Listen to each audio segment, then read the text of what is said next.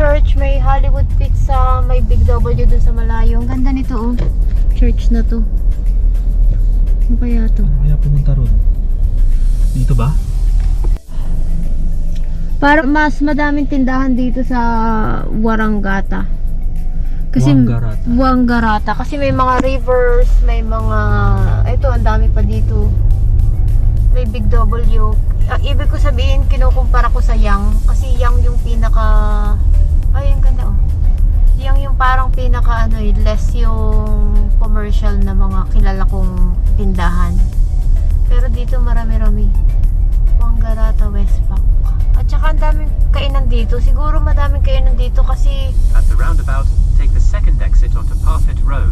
Isa ito sa pwedeng tigilan mo pagka nag-long drive ka galing Melbourne eh. Saktong 2 hours, no?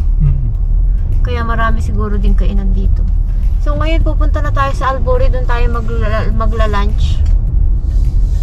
Dating natin doon 11:48.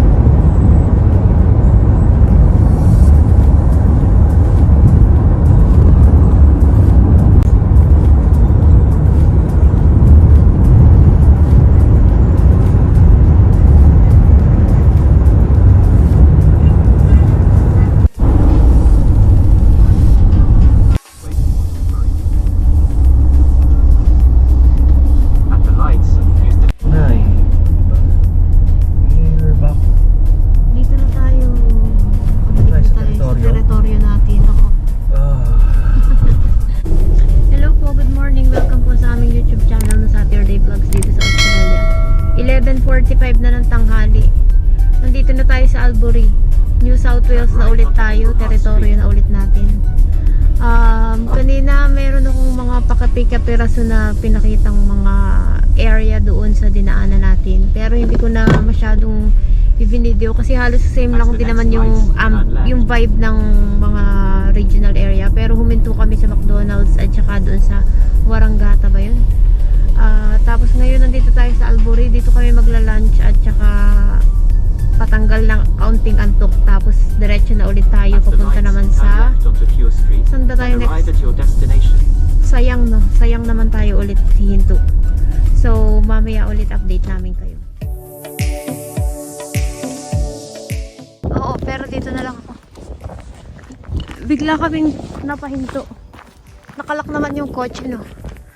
Dumaan kami dito, Canola Fields. Kailangan kayo magpaalam. Dito na tayo sa Bukana. Ang ganda oh. Wow.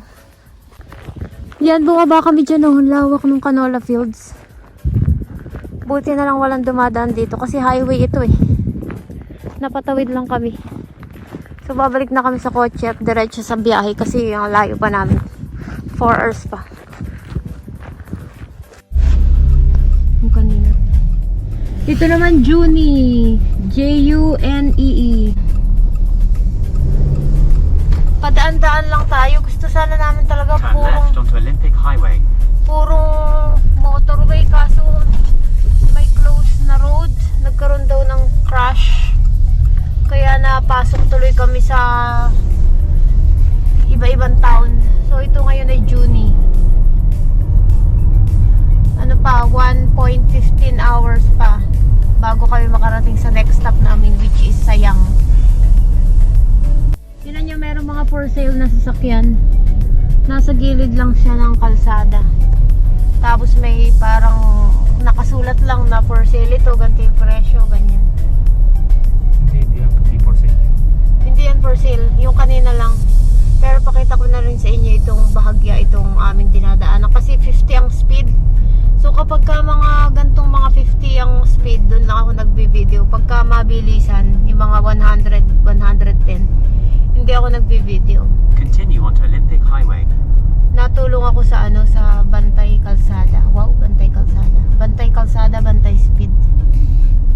Yan. For 28 kilometers, continue straight on. Uy, may cherry blossoms talaga dito. Oh. Ganda. Kulay pink. Pero parang naglagas na yung cherry blossom.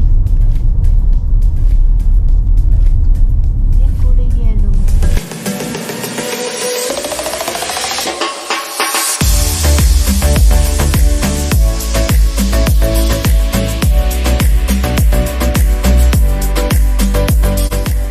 town na dadaanan natin katulad ng Juni ay parte ng the Riverina region. Ang iba pang local areas dito ay ang Wagga Wagga, Narandera, Lytton, Griffith at iba pa. Ang the Riverina region ay agricultural region sa southwestern part ng New South Wales at may populasyon na halos 174,000. Isa din ito sa pinakamalaking wine producing region dito sa New South Wales. Ang pangunahing trabaho dito ay sa healthcare, agriculture at manufacturing.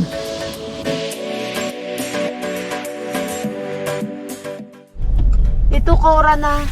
Ang laki ng truck na to. 1.19 na lang na ando na kami sa Bathurst. Doon kasi kami hinto para at least malapit-lapit na sa Sydney. Tsaka bukas makapamasyal pa ng huli sa Bathurst. Kasi lagi namin gustong pumunta sa Bathurst kaso ang layo since nakalayo na rin naman kami. Todo na namin no. Todo na to. Ito. Ganda ng building oh. Ano kaya yan? Ito na yung town. Ito na yung mismong town. Ito na pala yung papunta dyan yung Japanese Garden. Itong church na ito ay St. Raphael Catholic Church. So ito lang dinadaanan natin. Hindi natin sinasadyang puntahan yung mga town center. Kung ano lang yung ruta talaga papuntang Bathurst. Ito yung Cora naman. Pero Sarado na. kahit Ayos na, oo sarado na. Kahit na regional area sila, napansin ko lahat may McDonald's. Diba? Oo. McDonald's, KFC. Siyempre pagkain nila yun. Oh, yun nga lang. Sarado na. Ano na kasi, 5:21 na. Napansin namin sa area na to, yung sa babang area, ang daming cherry blossoms. Ang daming cherry blossoms, no? Kasi nga malamig sa lugar na to eh. Padilim na. Ang town ng Cora naman ay parte ng Central West Region. Ang Central West Region ay kilala sa mga wineries at rural farms. Ang mga major town dito ay ang Orange, Lithgow, Mudgee, Parkes, Cora at Bathurst. Yan, nakarating na kami dito sa Bathurst. 6:37 ang aming dating. Pero 5 minutes pa papunta na kami sa hotel. Pero ganyan yung view. Ang dami pala ditong mga hotel, Tourist area. tourist area. Tsaka yung nakakasama, sabay namin yung may mga caravan talaga. Diba? Yung mga nagka-camping. Red light and speed. Yan, so malapit na kami. Meron dito sa area na KFC, McDonald's, Haymarket Reserve, may Coles. Saan calls? 2 minutes na lang, hindi base dun sa mapa. Dito sa Bakaliwa. May Hungry Jacks. Ito yung McDonald's. Ang hotel na pupuntahan namin ay... Then turn left. Ayan, ito yung hotel namin. Litmore. Hindi ko nakita. Pero bukas ko na lang kayo papakita dito. Pasukan? Ito, dito ang pasukan. Litmore Suites. Suites, di ba ang basa? Oo. Wow, ganda. Ay, truck.